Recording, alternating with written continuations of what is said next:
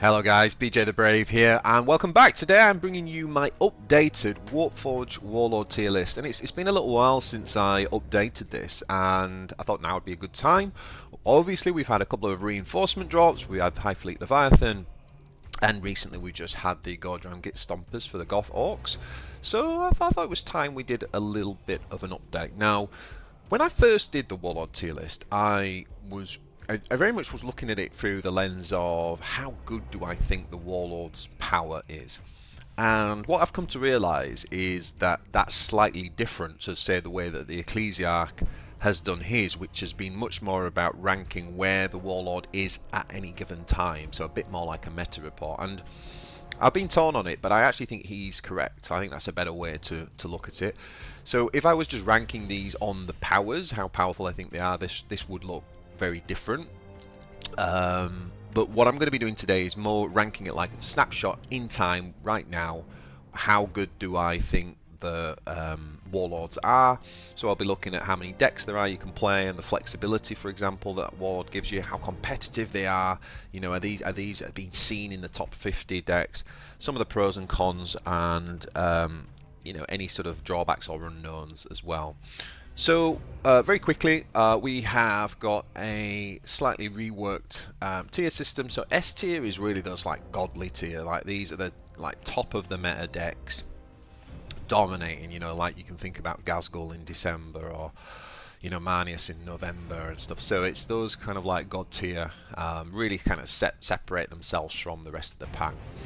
A is where we'll see like the competitive decks. So these are decks that if you've got your collection here, you can absolutely climb into the top 10 with these Warlords. B is kind of like more niche and situational. So again, you might be able to do very, very well on ladder. You might be able to prey on some of the S and A tier decks, for example.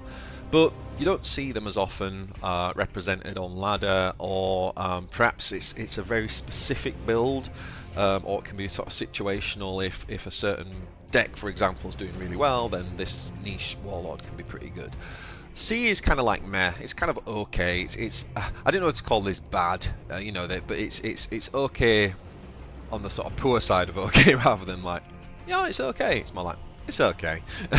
You know, like, maybe you can make a good deck from it, but it's probably not something you're going to see, you know, in the top of the meta. And then F is just absolute trash, complete meme tier. All right, so with that said, let's jump on in and work our way through.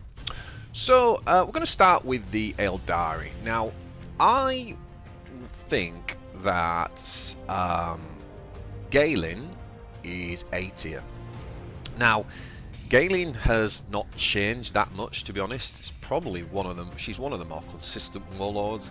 If you started collecting Eldar like at the start of early access back in October, then you're kind of laughing really, because she's sort of steadily just been really good. Got maybe slightly better as the decks above her have been nerfed. I think Galen's in a decent spot.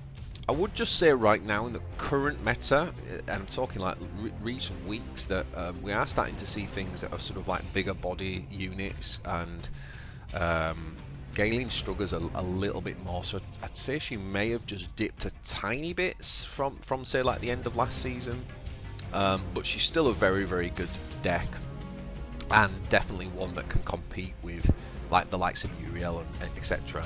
She tends to play a very tempo-based deck. Always putting something down on curve every single turn, lots of flanking, lots of removal, and then curving out with the good finishers in terms of you know, the Hemlock and the Wailing Doom if you've got it, and also, you know, of course, good AoE in terms of the Eldritch Storm. So she's very, very good. Now the other two Eldari leaders I think are a little bit below her, to be honest. So the Eldar card set right now is in a decent place. So you can almost take the Galen deck and attach the other two Warlords, and you'd have a pretty good deck. It just wouldn't be quite as good in terms of tempo. Now the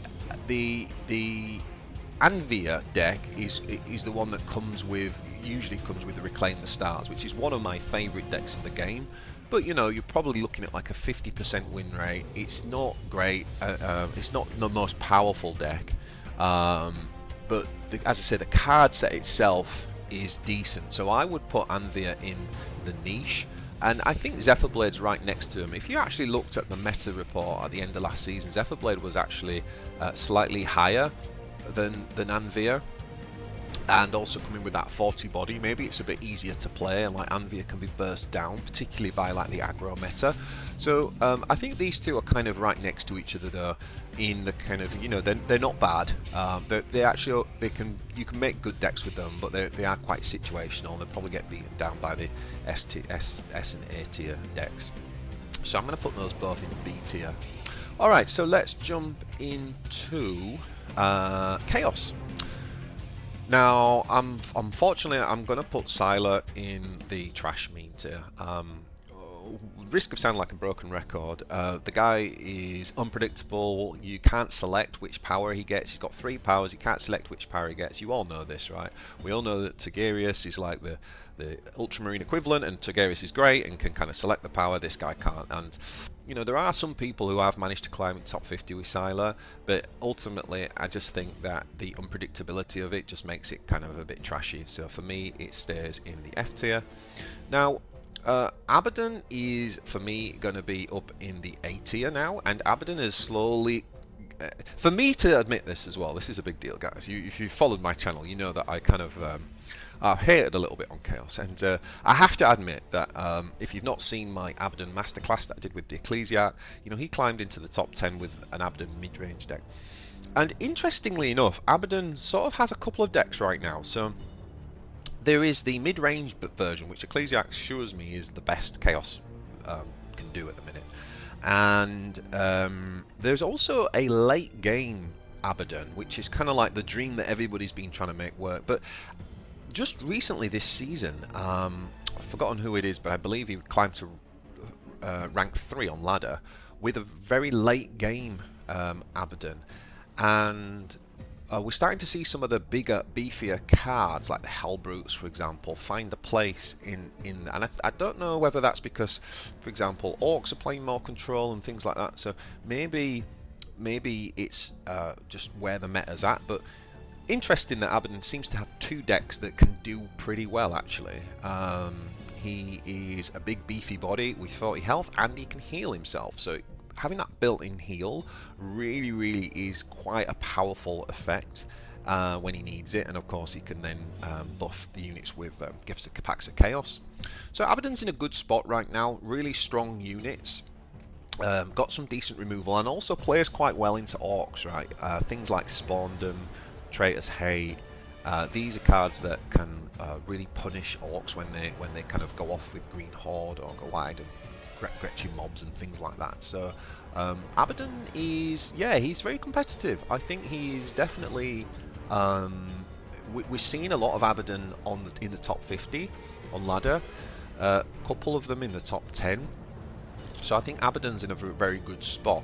Now his kind of slightly weaker little brother is Harken, and you know, Worldclaimer, in theory, his power's pretty good now, right? Like, you're getting Blast 2 and you're getting a Chaos Pact. However, it is random, like which pact you get, and it's random which unit you put it on. But it's still a pretty powerful ability. The problem is that in order to trigger all of that, Harken has to attack, and Harken only has 35 health, and he can't heal himself like Abaddon. So he kind of falls into this place where he ends up sort of really hurting himself, and probably not having the health to survive that race. So I can't decide whether he's, I don't know if he's meh or if he's situational. I think because Chaos aren't in a bad spot right now, I feel like he's somewhere towards the bottom of kind of niche and situational. And of course, like whenever you come up against stealth and when you come up against you know, grots and kind of go widey stuff, obviously Harken, you know, in that situation, his ability becomes even better. So I'm going to put him towards the bottom of situational. Alright, so next up, let's move to the Tyranids. Now, the Neurothorpe is pretty good. I don't think it's quite in the Abaddon Galing. I made a ping phage deck which actually did very well. And it performed well, but I wasn't playing it in the top 50 just at the start of the season. It did very well. It was a lot of fun. I don't think it's... I find it more comfortable to play sometimes than Swarmlord, but I don't know whether I can kind of say it's A tier just yet, but I do feel like it's better than most of these in the situational niche. So I'm actually going to put it towards the top of B tier. I think that's about right, because I also think that Swarmlord actually sits in the A tier. So for me, Swarmlord can just generate slightly more power than Neurophrobe, and obviously having the big 40 body and the ability to remove early game units just using the Swarmlord himself without having to spend the 2 energy. I know you can say, well, Neurophrobe can do that, BJ, because he's got the ping plus the 2. Yeah, but you have to pay 1 energy for that, whereas Swarmlord doesn't have to pay anything. He can just attack with 3. So for example, a Stern Guard Sergeant, which is very common in the Ultramarines, you know, Swarmlord could just take that out without having to worry about it. So I think Swarmlord's in a pretty good spot right now. Typical, usual thing that Swarmlord struggles with Orcs, but I would say that actually the new war boss Gordrang, Swarmlord's actually, I think, favoured in that. You know, Gordrang is a problem for him because he relies on using melee attack. He's really like good for triggering mob synergies and things like that, but mob is not good against Swarmlord because you're running into that 3 damage every time. So he's actually a good counter to Mordrang, even despite the hard removal of the Orcs. However, Ghazghkull is still a real problem for Swarmlord, and I also think Gruk gives him issues too. But outside of that, Swarmlord is in a pretty powerful spot, I would say. So I think we're seeing, and I know for a fact we've got people, you know, in the top 20 on ladder playing Swarmlord, doing just fine with him. Tervagon, unfortunately for me, is still meme tier. I don't know. Choose who's better in these two. They're both trash. It makes me sad. I really want to learn Tervagon. I really want to play Tervagon. I really like the idea. You guys know me. You know I'm always pushing for like trying to get better control tools in the game. I love that idea that Tervagon just slowly outgrinds the opponent and sort of outvalues the opponent. But in practice, it just doesn't work well enough yet with the Tyranid. So at the minute, he is still in the trash tier and needs a little bit of support. Now, the Terror is in an interesting spot. I'm gonna say the Terror is not a meme. I think Terror is okay. I think it's our first okay meh kind of card. Now, why do I say that? I think Terror's gonna get better over time. The biggest problem Terror's got right now is it doesn't have enough synergy and supporting cards. The cards aren't really built around the Terror. Recent buff to Ripper Swarm has really helped and things like that. I made a Critters deck and I honestly did pretty well with that deck. One of the things about Terror that's really interesting that I do like is how he can make your really crap cards, as in like cards that are good early game but get worse as the game goes on. Those cards are actually very good with Terror later on. So in other words, Terror's Warlord ability, as the game gets later, becomes more powerful because you're obviously able to kind of grow a wider board and still have the mana to go off. So the later the game goes, cheaper units actually stay good in a Terror deck, and he actually becomes quite powerful. I quite enjoy that style, and I want to go back to Terror. I'm not finished with him, and like I say, I actually had some real success. The ability for your Warlord that can't be removed to have high attack and flying, by the way, you know, is a very powerful ability. It's very powerful. It can close games out, right? It's like a proper. We all know how good Proper Killy was, for example, and still is to a degree. So it's very powerful for that. Obviously, it's very powerful for removal as well. So I think Terror is definitely. I'm not prepared to say he's in trash tier, but I don't think he's kind of like quite in that kind of niche good spot that, say, a Neurophrobe or Anvia is at the minute. So for me, I'm going to put him in okay. Okay, so next up, let's go on to the Necrons. Now, Nemesis, I'm actually going to say is also trash. So Nemesis is in the trash tier firmly, and I just think that they buffed him recently, and that's why I'm going to put him top of the trash tier, in that they gave him a card. But I actually don't think that he is good enough by a long shot. The Necron cards themselves have been taking a steady flow of nerfs recently, so all the Necron Lords have got worse because of that, and he was already somewhere between okay and trash anyway, so for me he kind of sits at the top of the trash pile. Now, Orican and Imatech. Now, interestingly, I still think Imatech and Orican have both got good abilities, right? So if we were just ranking these on abilities, they might even be in the godly tier, but they'd certainly be high up. But we're ranking them where they are right now in the current meta, and I would say that they are struggling. I would say this is the worst season for Necrons, probably for a long time, or since I've been playing anyway. Both of these guys have always really sat in the kind of competitive and godly tier, but I actually don't think they are anymore. Now, Oricon is definitely situational. If we see an Orc meta, then Oricon can still play out a decent kind of Scarab deck, which is quite a good counter to Orcs. So I think you can still make a case that Oricon has a situational spot. But that's really it. We haven't really found effective Oricon builds outside of that yet. Even though his ability is good, it's not a very high tempo play, and it is also he's also a 35 health squishy unit, so squishy warlord. So I think he's sitting in situational. Now, I also think that Imatech is situationally niche now. Now, this is, like I say, he's usually been in the competitive. I don't think he is A tier anymore. I think he's firmly dropped to B tier. I don't think I can put him in okay, but I do think they've really, the Imatech control deck has really lost power. I've even seen Imatech people running Scarabs now to try and make up for the power loss.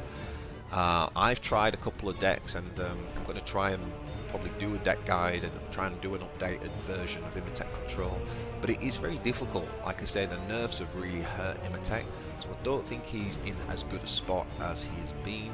But that said, you know, the Imatech, if you like that style of play, the kind of control, bringing back the remnants, it's definitely still a viable build. It's just not necessarily, I don't think we're going to see anyone climb to top a ladder. In fact, interestingly, Balduco is probably a player who played Imatech more than anyone. He's got something like 1,800 wins with it. He's got gold frames on his collection. Like, he's a proper Imatech through and through. And this season he's switched to Uriel, and he's like top of ladder. So he's like first or second in ladder. Him and Lionel Johnson are kind of fighting it out. So that just shows you that, you know, even the main Imatech player out there has kind of lost faith in Imatech's ability. So yeah, I'm going to put him in situational. Okay, let's talk about the Ultramarines then. So, where do we want to start with the Ultramarines? Let's start with the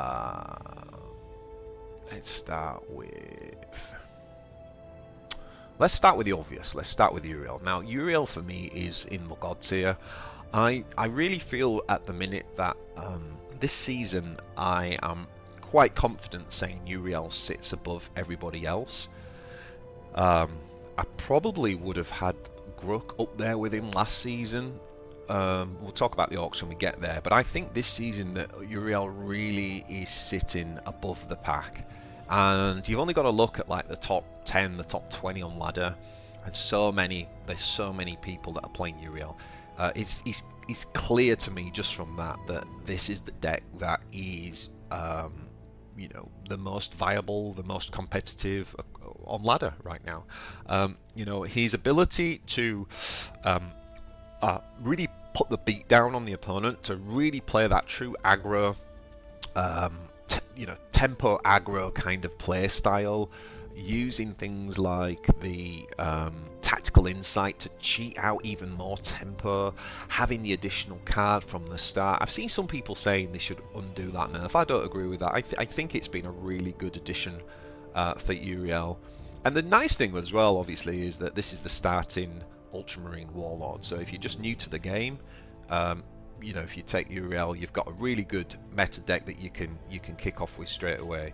So I really think Uriel is in a really strong place right now, and like I say, I really think he probably sits above the rest of the pack. Now, as for the other two, when it comes to Tigerius and Calgar, I think they are probably, both of them have, I would say, two of the better powers, to the better talents, sorry, in the game still. And if we were just ranking it on that, they would be very high indeed. Again, that's good for if you're thinking about what faction should I collect. It puts them in really good stead, because all three warlords have very good powers. So I'd say Ultramarines are in a good spot for that. However, the card collection doesn't lend itself as well to the Tigerius and Calgar. The tools that used to be very powerful for these guys, things like Angels of Death, and these are cards that got nerfed too far, and now they really struggle. They only have really one AoE spell, which is Storm Raven. It only does 2 damage, so you know, they struggle with wide boards, where Uriel obviously has the ability to do damage 3 units by 1 on top of that, so he kind of covers that weakness. So yeah, I really feel like the current state of the Ultramarine card pool lends itself much better to Uriel than it does to Calgar and Tigerius. Now, where does that put these guys? I don't think they're in a great spot. I would say that Calgar having the 40 body and being able to draw a card every turn, for me, puts him still in like situationally good. I think Calgar's still, you know, in the kind of mid ranks in the ladder. He can sort of do okay, and Tigerius is kind of good for the vehicle deck. So I don't particularly rate that deck too much right now, but he's definitely the best one for that. So if you like that style, that kind of niche, then and that theme, then he's probably the warlord to go for. Personally, I think Calgar's still a little bit better than him. I know not everyone agrees with that. Let me know in the comments what you think, but I still think Calgar, having 40 health and being able to just draw, means that he can survive deeper into that card pool that he's drawing, and I just think that's a really powerful ability. Okay, so let's finish up with the Orcs. Now, Zagstrok. Ooh.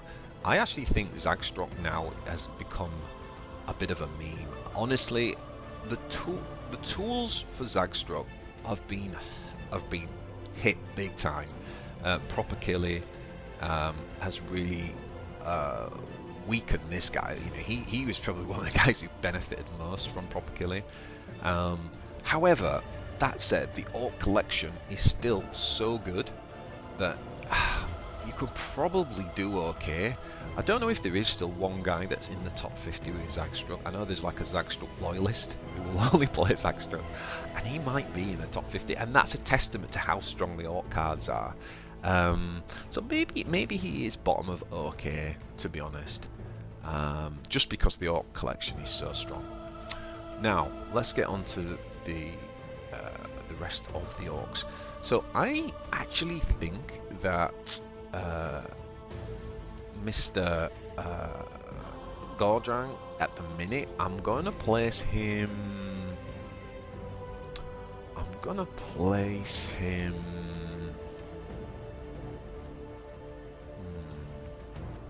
in situational. So why situational? Well, first of all, he's an Orc war boss, and the Orc collection is probably the best collection of just in terms of the total pool of cards. I think the Orcs have the best cards, you know, in terms of the most flexible, you know, they have the higher quantity of good quality cards, and so any Orc war boss that you talk about, you have to take that into account. Now, his ability gives him +2 to his melee attack and stuns. Sorry, he's got concussive, so it stuns whatever he attacks. Hold up, we just had a little skip in the music there. Let me just here we go. So, as I was saying, I think that his ability to give himself +2 attack is really good at removing early game. So if you've seen, I did a guide recently called Armour Up, which was a control deck with this guy, and one of the things that's great there is, you know, when Uriel's playing like his Stern Guard Sergeant, things like that, you can remove those cards really early, so that's very, very powerful. However, his ability itself is situational. Imagine a board state where we're behind on board, our opponent's got 2 or 3 little units down on board, like, you know, when Galen, for example, plays a Storm Garden. What do you do with your war boss? Obviously, the answer is always we use our war boss to trade and kill that little unit. Well, you don't need to use his power to do that. And so then, what do you do with that 2 energy? Do you see what I mean? So it becomes a waste. So it's only useful when you actually either want to kill a unit that requires more than 2 strength, or it's useful if you want to stun the enemy warlord. The other thing you've got to consider is that every time you hit the enemy warlord, Gordrang loses health, and he's only a 35 health war boss, which is why in my Armour Up deck I found it quite useful to kind of have heal in the deck and play in that way, which isn't typical of an aggro deck, for example, which everyone sort of thought he was going to be the aggro war boss. He may well still be, I just haven't found that deck list yet. So I would say there's still quite a lot of unknowns with Gordrang. He's only been out like a week, so, you know, take this with a pinch of salt, but for now I'm going to kind of put him in that sort of towards the bottom of the B tier, and it could go up, it could go down. We need a little bit more time with it. Okay, so now Ghazghkull. Where do I put Ghazghkull? Now for me, I'm going to stick Ghazghkull in the A tier. I think Ghazghull's flying under the radar a little bit at the minute. He is, again, an Orc war boss, so he's got access to all those fantastic tools. And the other thing with Ghazghkull is, I think he's recently just taken a big buff. Obviously he got nerfed heavily from December, so he wasn't that good in January, but he's got a big buff with the new cards. I actually feel like the new cards might benefit Ghazghkull more than any other of the Orc warlords, funnily enough. You know, things like the Grizzled Scarboy, you know, Scarboy giving armor, things like the Boss Knob giving health. You know, when you've already got the big body with like 40 health, it's really, really powerful. And I also find Ghazghkull, just like the flexibility of his Warlord power, is still great. You know, putting out a token every turn. We just said, you know, what does Gordrang do when Ghazghkull puts out a token? Does he ignore the grot that can get bigger, or does he attack it and make his Warlord power useless? That's powerful. I also think being able to just play Makari and a grot every single turn without really, that's not really sacrificing anything from your cards, is really powerful still. So Ghazghull's in a pretty good spot right now, and honestly my mill control deck with Ghazghkull is probably my favourite deck that I've played this season. I'm really enjoying it, and it's very, very competitive, and it can actually do okay against Uriel. I've lost a few games to Uriel with it where they've been very close, or I just had some bad draw, but then I've won a lot as well. So I think I'm at like about a 50 to 55% win rate against Uriel with Ghazghkull control, so it's pretty good.